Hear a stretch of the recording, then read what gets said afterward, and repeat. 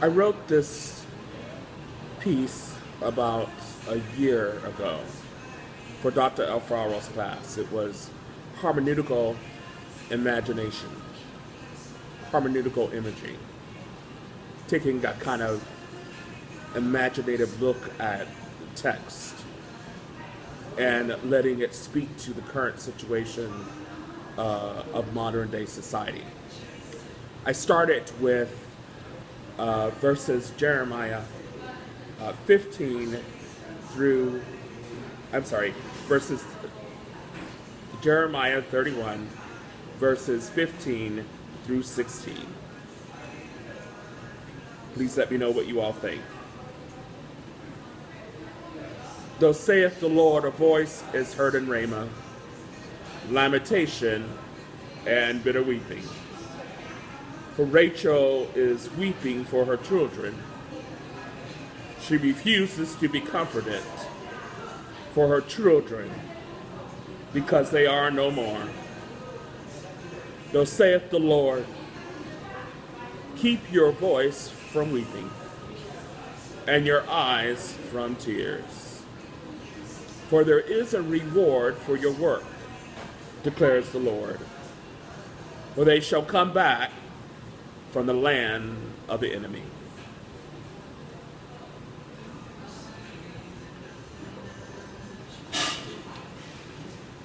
Dear Jesus, long ago you heard a voice of a mother in a city called Ramah, weeping and bitter mourning. I can imagine St. Peter running down the heavenly corridor of gold, saying, Jesus, more babies and children are being slaughtered, and Rachel's weeping is getting louder.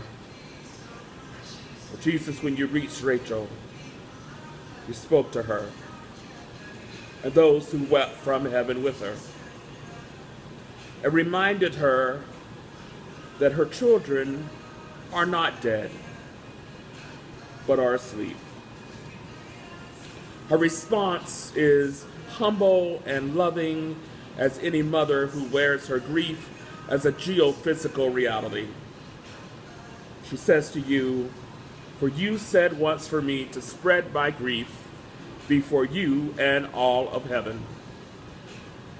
For the mourning is called for, and my tears will be the rivers that connect heaven and earth.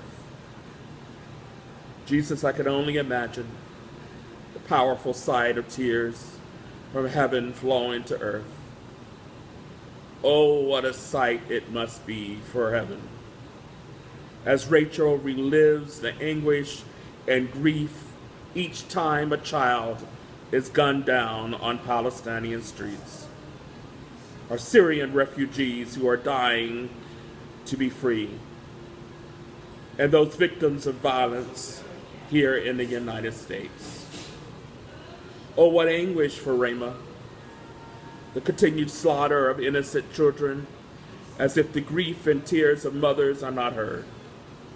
Has humanity learned its lesson? For when you call the heavenly angels and the ancestral presence in a meeting, I can but hear and feel the heavenly love and ancestral concerns. What historical conflict you must have had for the house of Israel under Babylonian captivity. For this house was also your place of refuge many years later for you and your family. Oh, must it had been for Rachel, because she had celebrated your birth from the heavenly balcony.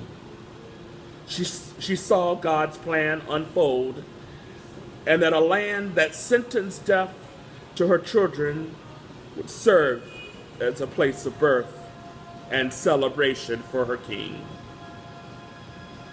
For it pained you to see Trayvon Martin gunned down while carrying a box of Skittles on the evening of February the 26th of 2012. That night, Rachel grieved and screamed out with his mother. And again, when George Zimmerman was found not guilty How heaven must have grieved for Michael Brown on August the 9th of 2014. And then the Charleston 9, Black Lives Do Matter. Oh, how Rachel's heart breaks again and again over a system of white American supremacy and its hold on America's soul. And how she did cry when 20 children were gunned down in Sandy Hook Elementary School of 2012 because of our collective love affair with guns and our dismissal of those with mental illness. And our heart continues to break over her ancestral land because of some 15.8 million Palestine children who have been killed. Children scarred by war and violence. I know that the word does not end at the weeping, but it is about prophetically seeing beyond tears, about your letting the tears transform the loss to community change. You want more from us. You want us to hold one another accountable. Rachel's tears is a battle cry to keep doing justice and love with mercy. Rachel's tears calls us to change laws and fight oppressive systems for our children and our children's children. Rachel demands that we respond and say, "Here am I, Lord. Here am I. Here am I. I will go. Here am I." We're not just going to march, but we're going to demand for educational access. We're going to demand that a more strategic war on poverty. We're going to demand that violence in our communities is understood from a bigger system that is rooted in white supremacy. We're going to demand until justice rolls down like a stream and righteousness like a rolling hill of Rachel's tears. And we're going to let Rachel's tears speak to us in this election. Donald Trump, you don't fool the African American community. We will not be pimped like others have been pimped. We got your number on November the 8th. Rachel's tears speaks and demands us to be voters and people of justice. And let it be so. And let it be so. And let it be so. Hallelujah, thine is the glory. Hallelujah, thine is the glory.